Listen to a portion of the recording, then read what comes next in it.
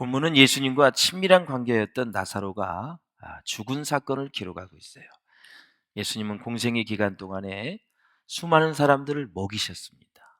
그리고 고치셨고 가르치시고 그리고 용서하시고 기도하셨습니다.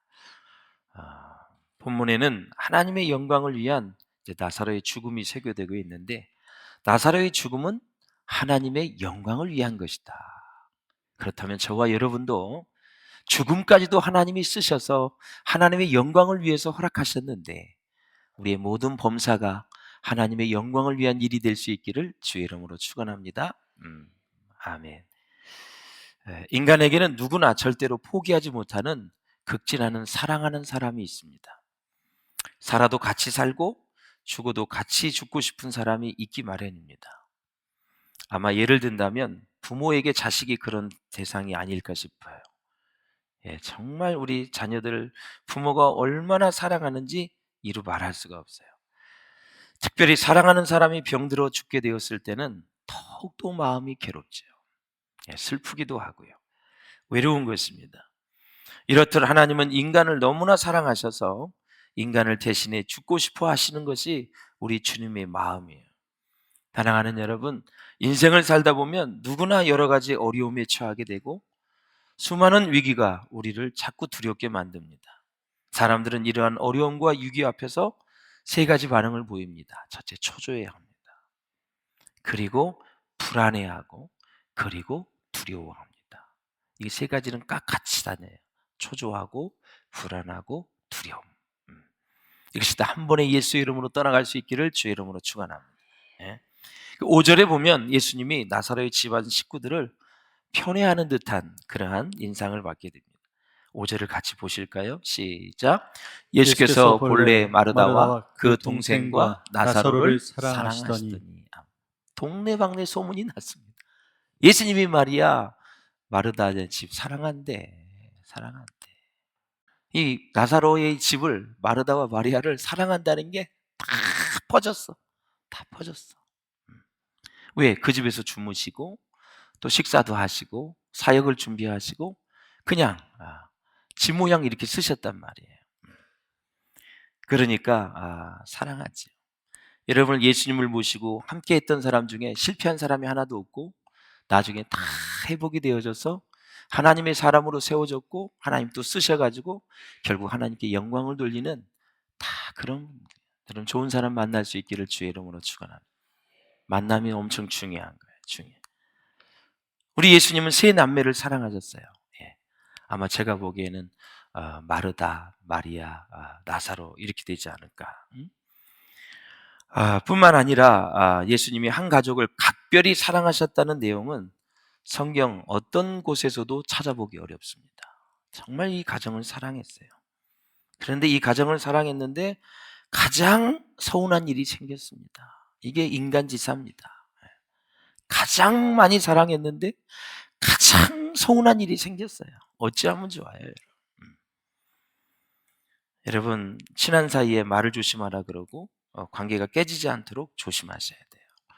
마귀가 틈을 탈 수 있고 우리의 마음이 연약해지면 그럴 수가 있어요.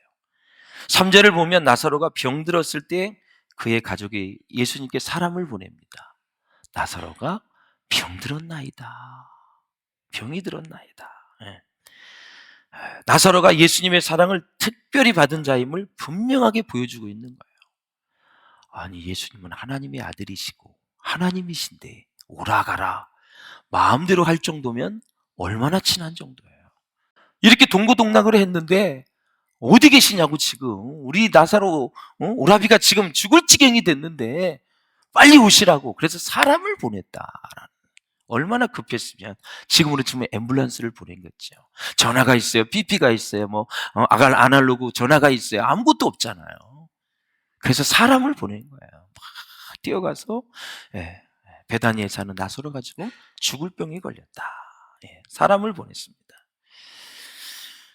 사랑하는 여러분, 예수님은 죽은 나사로의 무덤 앞에서 이제 눈물까지 나중에 흘렸는데, 역시 사람에게 가장 무서운 것은 죽는 것입니다. 나사로가 병들어 죽게 되었을 때 뜨거운 눈물로 바라보며 가슴 아파하는 이제 마리아와 마르다를 볼 수가 있는데, 자, 1절을 한번 같이 보시겠습니다. 시작. 어떤 병자가 있으니 이는 마리아와 그 자매 마르다의 마을 베다니에 사는 나사로라. 그렇다고 하면 어떤 병자는 지금 나사로죠. 그리고 마리아와 그 자매 마르다. 예. 예. 마을은 어디에, 장소는 베다니에 살고 있습니다. 그래서 성지순례 가면 꼭 여기를 갑니다. 베다니에 이쪽 지역을 우리가 성지순례를 해요. 이 나사로의 사건에 등장하는 인물들은 이 사건의 핵심 인물인 예수님을 비롯해서 누가 또 나오죠? 간접적으로 언급된 하나님, 또 사건의 대상 인물인 나사로, 나사로의 두 자매들 마리다와 마리아, 또 예수님의 제자들이 등장하고 있고 유대인들, 바리새인들, 그 다음에 대제사장들이 여러 무리가 지금 있어요. 그래서 우리 예수님은 뭔가 목적이 있어서 다 모인 가운데서 지금 뭔가를 행하시려고 이제 준비를 하고 계시는 모습을 볼 수가 있습니다. 나사로의 가정을 보면 부모님이 안 계십니다. 그러니까 세 남매가 살아나가고 있는 거죠. 부모님이 안 계세요. 예수님과 거의 비슷한 세대이니까 나사로의 나이를 보면 20대 후반이나 30대 초반 내지 많게는 중반 정도까지 이렇게 보고 있습니다. 모두가 결혼하지 않고 한 집에 살고 있습니다. 마리아, 마르다, 나사로 다 결혼을 안 해서 미혼입니다. 생활 형편은 다소 여유로운 것으로 볼 수가 있죠. 사람도 보내고 예수님이 또 숙식을 다 하고, 또 나중에 마리아가 향유옥합을 깨서 예수님께 드린 걸 보면 그 가정은 좀 넉넉했다, 이렇게 볼 수가 있어요. 다소 여유가 있었습니다. 예수님께서 특별히 나사로의 가정을 부담 없이 드나들 수가 있었다라는 거죠. 참 복이지요. 하나님이 그 가정에 머물렀다는 사실. 이 베다니에 살던 나사로는 예수님을 영접하고 존경하며 그분의 사랑을 많이 받아서 특별한 관계이다라는 거죠. 그래서 나사로가 중병이 들자마자 마리아와 마르다는 예수님께 소식을 전했어요. 그래서 이제 예수님 뭐라 그러시냐면, 죽을 병이 아니야, 하나님의 영광을 위한 병이야. 그래요. 그런데 예수님은 나사로에게 즉시 갖지 않았다. 즉시 그걸 달려가질 않았어요. 6절 한번 읽어보세요. 6절 시작.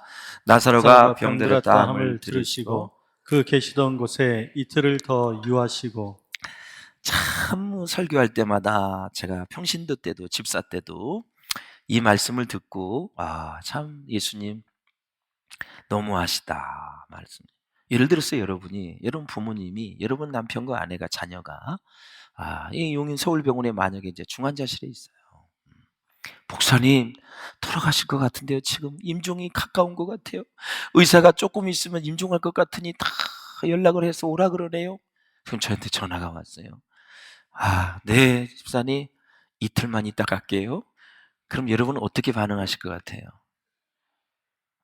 진짜 목사 맞아? 사건 목자 아니야? 도대체 무슨 생각을 하시는 분이야?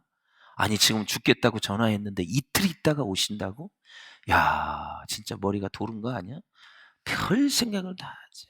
왜? 상식적으로 이해가 안 되니까. 예를 들어서 너무너무 바쁘고요, 제가 부목사님 보겠습니다, 보내겠습니다, 이러면 이해라도 되지. 다짜고짜 이틀 있다 갈게요. 그럼 이해가 안 되죠. 그 일이 지금 여기 벌어진 거예요. 예. 여기서 끝나는 게 아니죠. 그래서 나사로가 병이 걸렸다는 소식을 듣고 우리에게 보이신 예수님의 태도에서 우리는 무엇을 배워야 될까? 정리를 하자면, 우리가 순례자의 길을 걷는 성도로서 우리가 고난을 당할 때 그 고난 또한 하나님의 목적과 영광을 위한 것임을 꼭 믿을 수 있기를 주의 이름으로 축원합니다. 목적이 있어요. 하나님의 영광이 숨어져 있다라는 거죠. 예수님과 친밀한 관계를 가지고 있었던 그들에게 질병이라는 거, 이 죽음이라는 거, 이런 거는 큰 고난과 슬픔이 닥쳐왔잖아요. 이건 진짜 큰 슬픔이에요. 여러분, 예수 믿는 성도라고 해서 고난과 시련이 비껴가질 않아요. 다 똑같이 옵니다. 성도는 고난 자체를 보지 말고 그 뒤에 숨어있는 하나님의 목적을 꼭 주목하셔야 돼요. 주목하셔야 돼요. 네. 그거 중요한 거예요. 시련과 고난은 그래서 우리에게 뭘 단련시켜줘요? 믿음을 단련시켜줘요. 연약한 믿음을 굳센 믿음으로 단련시켜 주시고 또 축복이 있어요. 하나님을 더욱더 신뢰하게 만들어준다. 신뢰하게. 뿐만 아니라 하나님의 영광을 경험하는 그 은혜와 축복의 도구가 될 수 있음을 우리는 기억하셔야 된다. 네, 할렐루야. 4절에 보니 예수께서 들으시고 이르시되 이 병은 죽을 병이 아니라 하나님의 영광을 위함이요 하나님의 아들이 이로 말미암아 영광을 받게 하려 함이라 하시더라. 마르다와 마리아는 이 나사로의 죽음, 오라비의 죽음 때문에 너무 실망했고 원망하고 불평하는데 또 하나님은, 예수님은 죽을 병이 아니라 그러고 하나님의 영광을 위한 거래. 도대체 뭘까 궁금하지 않아요? 그러니까 그들은 그 나사로가 죽었다가 살아난다는 건 상상도 못한 거죠. 살리실 거라는 건 예측도 못한 거다라는 사실이에요. 사랑하는 여러분, 주님께서 말씀하시는 하나님의 영광이란 뭐냐면 오늘 있는 것 같으나 내일 사라져버리는 허망한 인간의 영광을 의미하지 않고요. 오늘 본문에 사용된 영광은 뭔지 아세요? 독사라는 뜻이에요. 뱀 독사가 아니라 헬라어로 영광을 독사라 그래요. 이 단어의 어원이 뭐냐면 도케오라는 단어인데 그 단어는 세 가지 깊은 뜻이 있어요. 이게 오늘 굉장히 우리가 주목해야 될 메시지예요. 첫째, 생각한다라는 의미예요. 생각한다. 하나님께서는 짐승과는 달리 인간에게 이성이라는 걸 선물로 주셨잖아요. 그러나 많은 사람들이 오직 자기 본능과 욕망을 따라 생각 없이 달려가는 경우를 우리는 많이 볼 수 있거든요. 그렇게 생각 없이 달려가다가 인간의 아픔과 실패를 겪고 나서야 비로소 자신의 삶을 멈추고 사람은 생각을 하게 되었다. 그렇다. 그제야 자신을 뒤돌아보고 자기 성찰을 하게 된다. 아픔과 실패를 통해서 그렇다라는 거예요. 두 번째, 이제 그 독사, 영광의 뜻은, 도케오라는 뜻은 생각하긴 하는데 어떻게 생각해야 되느냐. 언제나 첫째 옳고, 두 번째 바르게, 그리고 생각하는 거. 언제나 옳고 바르게 생각해야 된다는 건데 조금이라도 그릇되거나 틀린 생각은 하나님의 영광 독사가 될 수 없다라는 거죠. 자, 인생을 살면서 하는 모든 생각들이 고작 자기 인생에 에너지를 소진시키고 자기 생명을 소모시키는 부질없는 생각에 불과하다는 거죠. 이렇게 어떻게 하면 자신의 욕망을 성취할 수 있을까? 그것만 생각한다는 거죠. 이렇게 허망하고 허무한 모든 생각의 결과는 언제나 뭐로 끝나냐면 죄로 끝난다. 이어서 그렇게 살다가 병색에 눕고 실패의 밑바닥에서 자기의 인생에서 무엇이 잘못되었는지를 생각하게 된다. 그때에 병색에서 깨닫게 되면 5가지의 단계가 있어요. 첫째, 바른 것을 생각하고, 둘째, 옳은 것, 세 번째, 가치 있는 것, 세 번째, 의미가 있는 것, 셋째, 제가 가장 소중히 여기는 거, 영원한 것을 깨닫게 된다. 우리가 힘들고 어려울 때 고난에 처하게 되면 이 5가지를 깨닫게 되는 거죠. 자, 그렇다면 영원한 것을 생각하면 어떤 결론이 나오면 내려놓음이 가능하게 되고 늘 가치 있는 것을 선택하게 된다. 저도 수술을 4-5번 해보면서 제가 확실히 깨달은 것은 영원한 것을 붙잡아야 되겠구나. 오늘 내가 이렇게 수술에다 죽고 아파서 죽으면 내가 이제까지 추구했던 것이 다 무엇이 되는가. 여러분, 영원한 것을 생각하면 내려놓음이 가능하게 된다.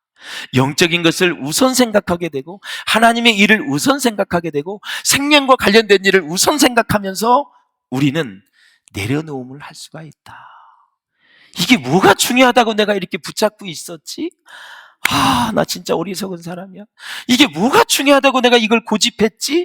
이렇게 생각할 때가 참 많이 있다라는 거죠. 욕심에 휩싸일 때는 아무것도 보이지 않거든요. 그래서 늘 가치 있는 것을 생각하는 것입니다. 이 독사, 도쿄라는 단어의 세 번째 의미는 하나님을 찬양한다는 의미를 가지고 있어요. 하나님을 인간은 자신의 능력과 지식을 찬양하며 살아가거든요. 자신의 능력으로 모든 것을 할 수 있다고 착각을 하는 게 사람이에요. 재산이 날아가고 건강이 무너질 때 나이가 지긋이 들면 비로소 자신이 유한하다는 것을 깨닫게 됩니다. 사랑하는 여러분, 하나님의 백성 가운데 때로는 질병이나 고난이나 실패와 죽음이 찾아올 수 있어요. 그때 그 과정을 통해 하나님의 영광을 드러내야 되고요. 또 주님을 찬양하게 될 때 진정으로 그것이 뭐냐? 하나님의 영광이라는 거예요. 병실에서도 하나님을 찬양하고, 내가 실패해도 하나님을 찬양하고, 실직이 되어도 하나님을 찬양하고, 자녀가 대학에 떨어져도 취업에 또 떨어져도 하나님을 역시 찬양한다는, 그것이 도케오라는 단어다. 자, 그럼 우리 사역의 현장에서 하나님의 영광은 뭐냐? 이렇게 정리할 수 있어요. 하나님이 우리에게 맡기신 일을 완수하는 것이 영광입니다. 그래서 사랑하는 여러분, 우리가 사역을 할 때 기분 나빠서 내려놓고, 뭐 누가 뭐라 그래서 내려놓으면 지는 거예요. 부러우면 진다 그러죠? 사역은 내려놓으면 짓는 거예요. 끝까지 잘 감당하시기를 바랍니다. 여러분, 하나님께 도케오 영광은 뭐냐면 우리에게 맡기신 일을 완수하는 것이 영광이에요. 잘하든 못하든 자기의 능력 따라 하는 거예요. 그러니까 우리는 늘 하나님께 여쭈어 보아야 됩니다. 주님, 저를 통해 어떤 일을 하기를 원하십니까? 여쭈어야 돼요. 그래서 주님이 나를 통해 하시고 싶은 일을 할 때 나는 영광을 하나님께 돌리는 삶을 살고 있다. 할렐루야. 절대 하나님의 일은 도중하지 않으면 안 돼요. 그건 마귀에게 치는 거예요. 하나님은 우리에게 무한한 은혜를 다 베풀어 주셨기 때문에 우리에게 사역을 요구할 권리가 있으시고, 그분은 우리의 주인이시기 때문에 생명의 주가 되시고 우리 인생의 생명까지 다 주셨기 때문에 그분은 우리에게 사역을 요구할 수 있는 특권이 있으신 분이 하나님이시다라는 거예요. 그것을 감당했을 때 하나님이 그것을 받으시고, 그 받는 것이 영광이다. 하나님은 받으시고 우리를 또 축복을 해주시는 거죠. 할렐루야. 그래서 사랑하는 여러분, 매일 영광 말만 쓰지 마시고 사역을 끝까지 잘 감당하시는 거예요. 도중에 좀 가끔 보면은 부목사님들한테 누가 이제 얘기하나 봐요. 사무총회 준비하니까 내년은 순장 예비성 내려온다고 전해주세요.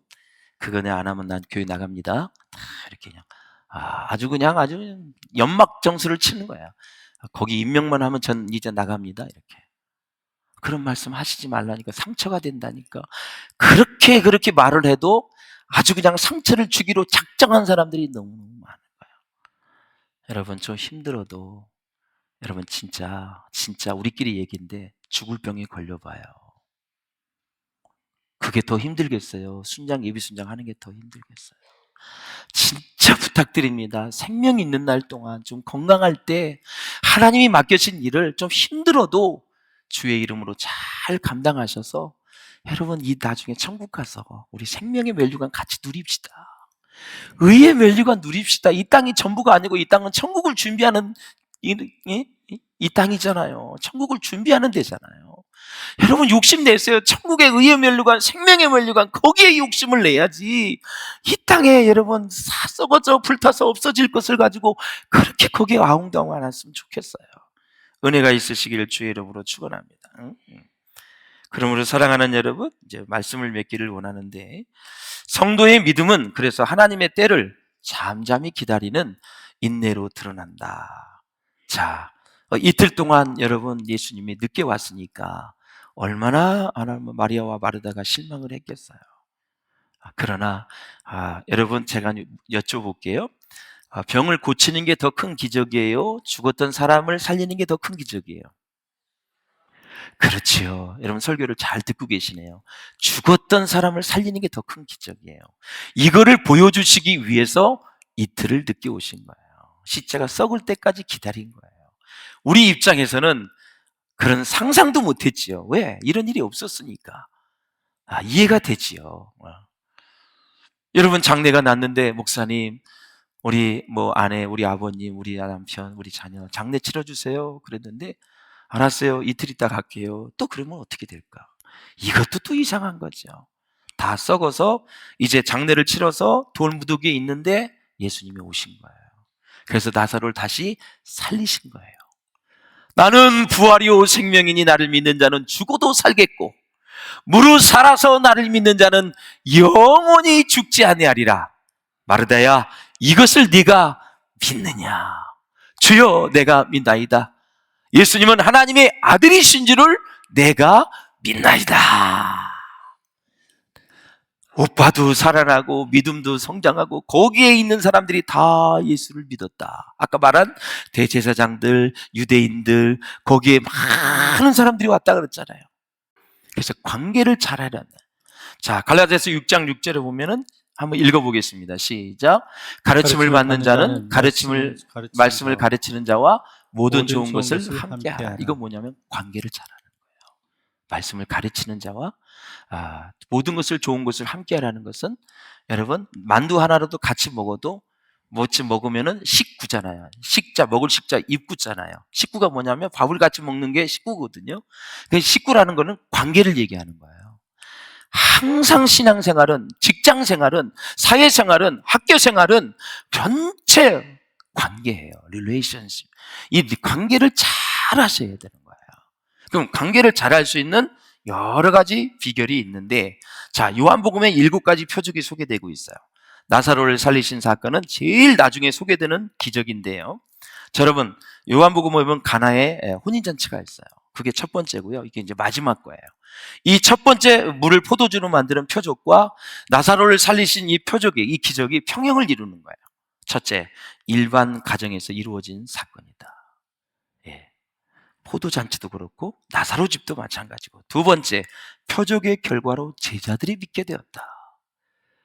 포도주가 부족했을 때 물을 포도주로 만들었을 때 그 요한복음 2장에 보면 다 이 일로 인해 예수를 믿게 되었다. 나사로가 살리신 이후에 이 일로 인해 많은 사람들이 예수를 믿게 되었다. 할렐루야. 세 번째, 표적으로 인해 하나님의 독사, 영광이 드러났다. 할렐루야. 네 번째, 마지막, 예수의 어머니 마리아와 나사로의 누이 마리아가 등장합니다. 요한복음 2장에 물을 포도주로 만든 그 사건은 예수의 어머니 마리아가 등장하고, 요한복음 11장에 나사로의 누이 마리아가 등장하면서 이렇게 평행을 이루는 구조이다. 사랑하는 여러분, 나사로가 예수님이 사랑하는 남자로서는 유일한 인물인데 그가 죽었습니다. 그가 다시 살아났습니다. 이것은 유대인 적대자들로 하여금 예수님을 죽이고자 하는 결정을 더 촉진시켰다. 봐요. 기적이 일어나는데 한쪽은 예수를 믿는 사건이 일어나고, 부정적인 사람, 나쁜 사람들은 예수님을 다시 죽이려고 하는 촉진제가 되어졌다. 제가 늘 얘기하잖아요. 많은 사람들에게 다 받으려고 하지 마세요. 그냥 진리의 말씀대로 살려고 그냥 그렇게 노력하세요. 진리로 살면 다 모든 사람이 나를 좋아할 수가 없어요. 목회도 마찬가지예요. 그냥 말씀만 가지고 쭉 가면 되는 거예요. 따라올 사람 따라오는 거고, 처진 사람은 늦게 따라오게 돼 있고 계속 참아주고 인내해주면 되는 거예요. 모든 사람이 내 사람을 만들지 마세요. 그래서 여러분, 오늘 이 본문 사건을 통해서 우리가 다시 한번 살펴봐야 될 게, 상식 밖의 일이라 할지라도 우리가 말씀을 신뢰하기만 하면 그곳에서 기적이 일어나고, 그곳에서 믿음의 역사가 일어나고, 구원받는 자가 일어나고, 하나님의 독사, 영광이 높이 드러날 수밖에 없다라는 사실이죠. 이해가 되지 않는 일이 일어나거나, 이 일을 통해서 하나님 무슨 목적이 있구나, 하나님의 영광이 예비되어 있구나 믿으시고, 그냥 일이 터지자마자 원망불평하지 마시고 쓴소리하지 마시고 그냥 조용히 그 사건을 묵상하면서, 이 일을 통해서 하나님 또 무슨 복을 주시려고 하지? 이 일을 통해서 하나님 무슨 어떤 믿음을 또 나에게 요구하시지? 하면서 하나님을 묵상하면서 은혜의 세계, 축복의 세계, 승리의 세계로 나아갈 수 있기를 주의 이름으로 축원합니다. 여러분, 그렇게 하실 수 있는 사람들이고, 여러분들 그렇게 살아서 영광을 돌릴 수 있는 사람들이고, 또 여러분 앞에 놓여 있는 모든 문제가 그렇게만 생각한다면 아무 문제가 없다. 진리에 맞는지 안 맞는지 데미트로우가 얘기한 것처럼 그렇게만 우리가 생각할 수 있는 능력이 된다면, 여러분은 생각에서도 승리하고, 마음에서도 승리하고, 믿음에서도 승리하고, 삶의 현장에서도 승리하게 될 줄로 믿습니다. 그 축복이 영원하시기를 주의 이름으로 축원합니다.